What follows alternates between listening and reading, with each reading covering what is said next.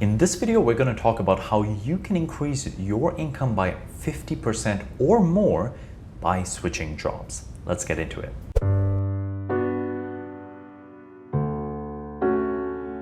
If you're new to this channel, my name is Kokan, and in this channel we talk about building your career, managing money, as well as real estate investing. If those are topics of interest to you, consider subscribing. So if you watched my last video on how I got my first full-time job at the age of 17, we're gonna go a little bit more into the details after the interview process and after I actually got that job. So when I got that job, it started out at minimum wage. I was making around $10.25 an hour. And then after a couple of months, I got a pay bump to $11.25. And then after a few more months, it actually jumped to $13.25, so $2 more an hour. If you're thinking yearly, this ends up being around from $21,000 a year in the beginning up to around $27,500 at the end at $13.25. So those pay bumps were actually like pretty significant bumps, like 10 or 20% pay increases, but I started at minimum wage, right? So it's the lowest you can go. So definitely there was room to move up. Now, that last pay increase came with an interesting story. So basically, the work that we did at the company was moving shipments around from different cities, basically working with trucking companies and customers who had freight that they needed to move either by truck, by train, and sometimes by air, but mostly the truck and the train is what we dealt with. One of the challenges is when I was in middle school and high school, I didn't actually travel a lot within North America. So I barely knew most of the major city names along with the state names of the different states in the United States. And this was a challenge because I didn't know how to pronounce the names. They would say, oh, I'm driving through this city. I'm about a few hours away from that city, and I would have no clue where it was. I had like Google Maps open on another tab to try to figure out where this guy was and why he was so late. That was usually the case. They're always late.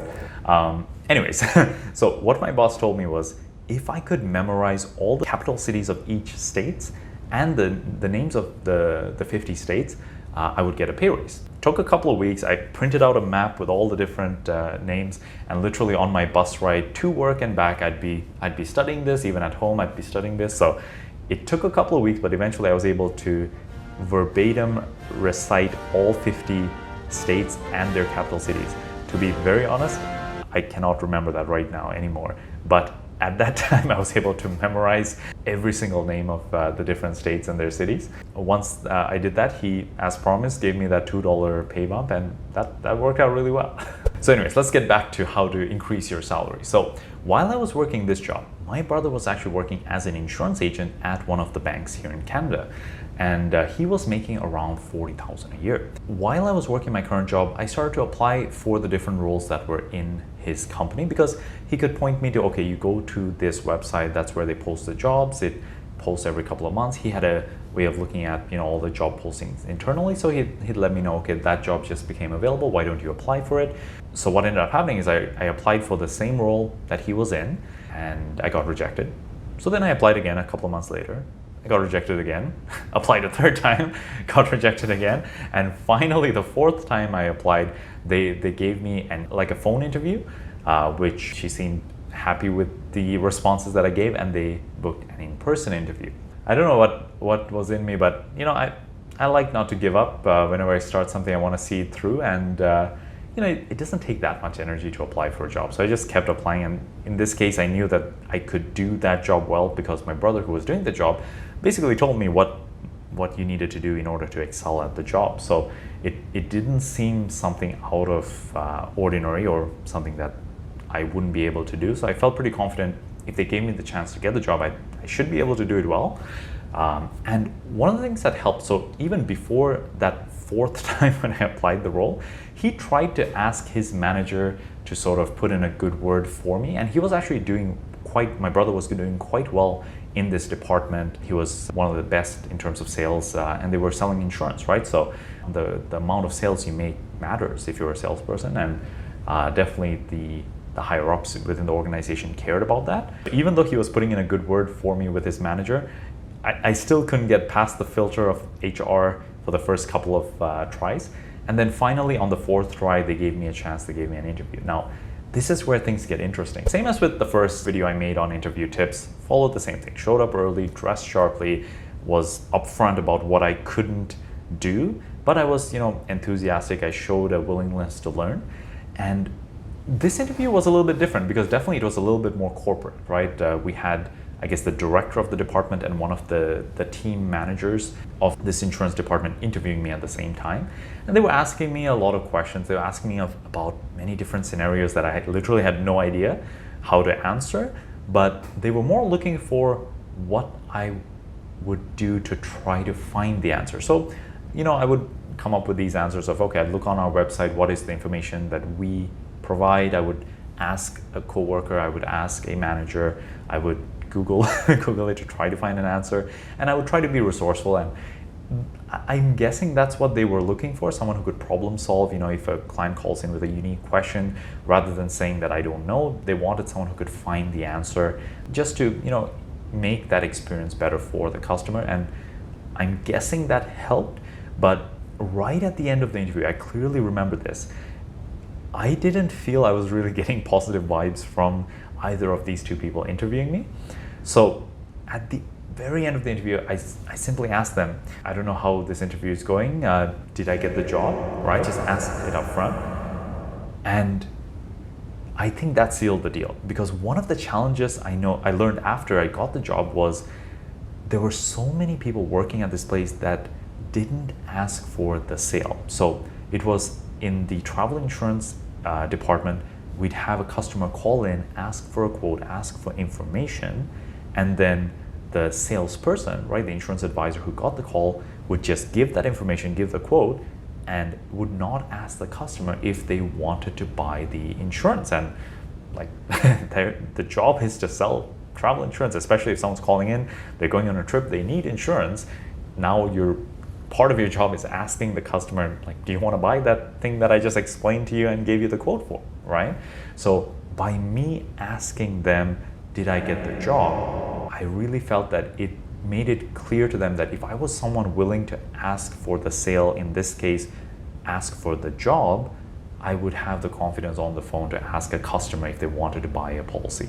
And that is actually what ended up happening. Once I got the job, I ended up doing very well in terms of making sales there, simply because I would ask the customer, so do you want to buy the policy, or shall we set this up for you? And that makes a big difference. Many people need a little bit of an encouragement or a little push to go ahead and make a purchase. So that's what I think sealed the deal. And her response was perfect. The way she answered was, let me put it to you this way, I'm going to get you the insurance textbook so you can start studying to get your license. And that, I was elated. Getting that job, to me, as funny as this may sound, at the same time as I was going through this process with the interview, I was actually watching the TV show Suits, where the main character was basically a university dropout that had not been able to go to law school, and he got into this law firm where only Harvard Law graduates would get into. So he kind of felt like a fraud, but he felt super excited about getting in. That was basically me. Once I got into the training of this role, most of the people who they had hired, so they hire in batches, right, 20 or 30 people, basically everyone else had a university degree or at least had a lot of experience doing other roles or similar jobs. I was basically there with 1 year of work experience, and I had no education outside of high school, right? I didn't go to college, I didn't have any other certifications or anything notable to show as I would do this job well, except maybe the confidence that I had in that interview and the experience that I had talking on the phone from the previous job. It was an interesting experience. I was elated that I got the job, but it was also actually, in a funny way, it was terrifying. Within a year of getting out of high school, I started making more money than my dad at his job. And he had been in Canada now for, at that point, about, 7 or 8 years. In a weird way, there's a mental block that came with that, because I saw my dad, he was doing his best, working hard, new immigrant to Canada, trying to get settled, trying to get, improve our lives. And basically within a year of getting out of high school, I was now getting paid around $40,000 a year at that point. And it was more than what he was making after working for 7 or 8 years. There was this little self-sabotage in there where I felt like I didn't deserve to make that money. It was really something that I had to get over and, really accept that, what, this is my sort of path. I can't hold myself back based on, what my father makes, based on anything else, in my surrounding. I need to be able to get over that and really accept that, I may have potential to do more. That was a really, like, in a weird way, it was an experience that I needed to overcome. So either way, getting that job at $40,000 a year, so it ended up being around $37,500 plus a $2,500 bonus of some kind. So it ended up being about $40,000, which was a 50% pay bump. And the interesting thing is that within a week of me getting that job, my previous boss then gave me a call and asked me if I would be willing to come back to the company, and even offered to match the salary that I had just got at this new job. I decided not to go just because the previous job was getting stressful at the time I left. I was keen to learn, a new job, a new industry, in the process of getting this insurance license, which I thought would be valuable, right? So I decided to decline, but it did feel good to get that call because it did show that I was valuable enough at that company that they were now willing to increase my salary if I could come back. So basically the takeaway is this, always be open to looking at different opportunities. If you're working a job now, look for how you can improve within that role by doing funny things like memorizing names, or maybe something more practical within the job. Or look at, what are other jobs where you can take the skills you've learned at this job, apply it into that role, and get potentially paid much more. So that was basically, I had the ability to talk to customers on the phone, which then I was able to take to a sales role where that was even more important, right? To talk to customers on the phone and then start making sales, which is a more highly valued position than the sort of customer service operations type of work that I was doing previously. Hope that helps. If you have any questions, feel free to comment below. And until next time, all the best.